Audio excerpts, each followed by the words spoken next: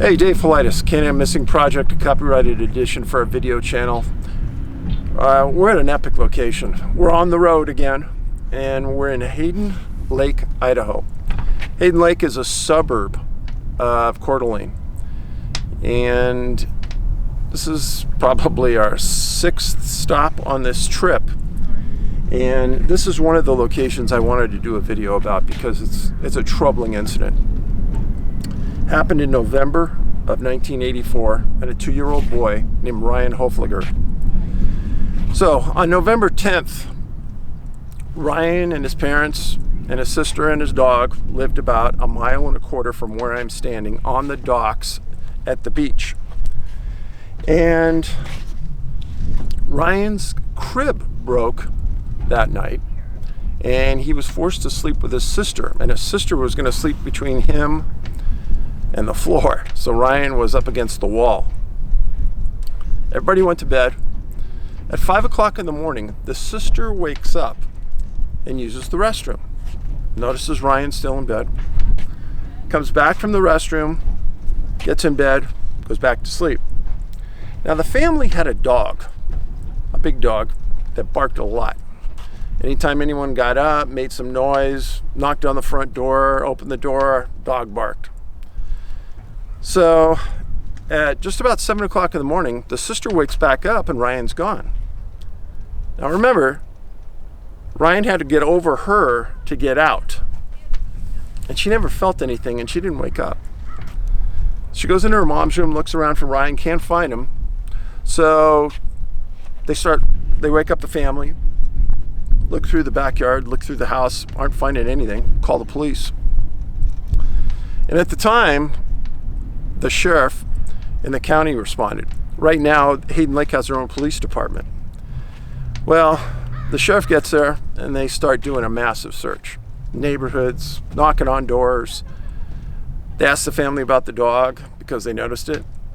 And they said, hey, if anybody would have come in this house, anybody would open the doors, dog would have barked its head off.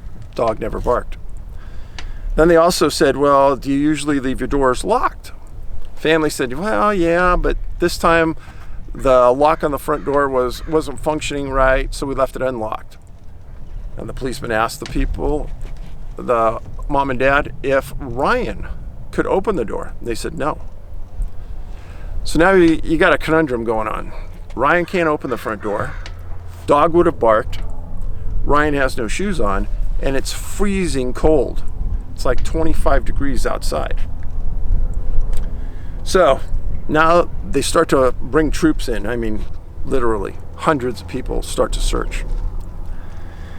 And from where I am right now, it's 1.25 miles to where the Hoeffligers lived. And it was on a street, very nice street, but in a fairly rural location almost 40 years ago, approaching 40 years. So the policeman starts searching everywhere. So behind me, there's a series of lake houses. And to get to these lake houses, it's a long driveway off of the main road that leads to these, and then their backyards go out to these floating piers. Well, a policeman at 3:30 that afternoon is walking along in the pier, sees a little body, pulls it out. It's Ryan. He's deceased. Now, he notices that Ryan's wearing a diaper, and he's wearing a pajama top, but no pajama bottoms and no shoes. So the family says that they didn't think that the diaper was the same diaper that they put Ryan to bed with, but many of the articles say they weren't sure, so we're not sure about that. So he goes to autopsy, and they found that he drowned. Now, from the minute Ryan was found, the police, the detectives all said something isn't right about this. Nobody believed that Ryan would leave between 5 in the morning and 6:45 in the morning, go out into the cold and walk, or could he walk, 1.25 miles down to this lake and then enter the water when it's freezing cold. None of that makes any sense. Well, it also doesn't make sense that he could have gotten out of that bed without waking his sister up. It also doesn't make sense that he could have, or anyone could have entered that house or left that house without the dog barking.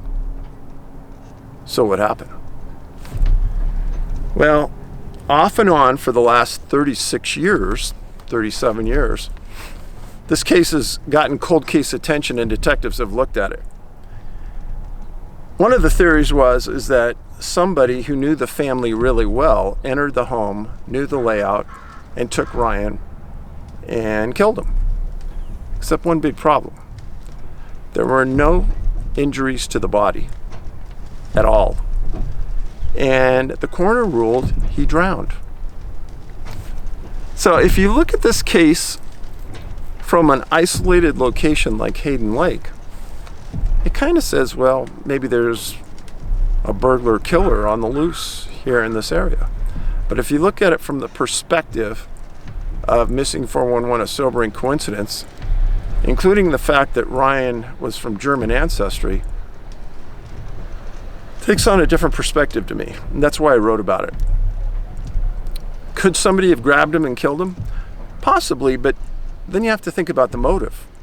Most of the time when motives are centered around a boy that young, it's something really bad. Child molestation, something horrible. But that didn't happen. He drowned.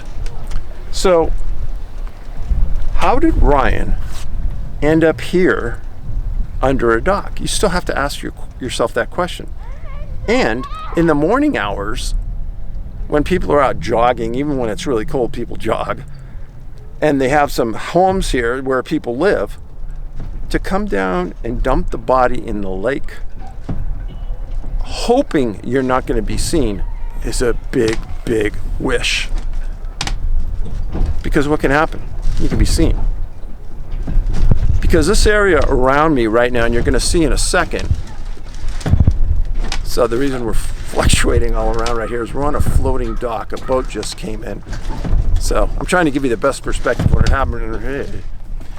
So anyhow, the perspective is out here. You're going to see within 2 or 3 miles, you got some very rural woods. So if you kidnapped Ryan and you took him, you could drive just a couple miles and dump the body in the woods and nobody'd ever see him. Now, if you were going to kill him, you'd have to strangle him, suffocate him, do some other harm to him, but none of that happened. He drowned. So this case has always intrigued me for those reasons. And again, I'm not saying that the sheriff is wrong about his assumption, because it's possible what he said occurred. But again, you got to look at the motive and the reason. And I can't find one right now. And the family said that they didn't have anybody who didn't like them or anyone who would want to do them harm. So what I'm going to do for you is I'm going to give you a tour here of this lake. So we're on a public beach right here. And you can see that these homes are very nice. Now this is quite a different area, again, than it was back in '84. As you can kind of see, it gets more and more rural as you scan around and go into the mountains. And these mountains right here, out there, are very rural, and gets very desolate quite quick. It's a big lake.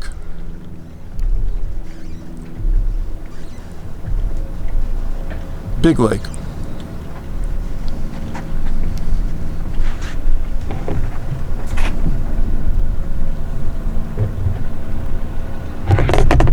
So we're looking around the south side of the lake over here. Some really nice homes. I'd say this is one of the nicest lakes, developed lakes I've seen in a long time. But anyhow, I wanted to give you that perspective. I hope you enjoyed it. Dave Paulides. I'll see you soon.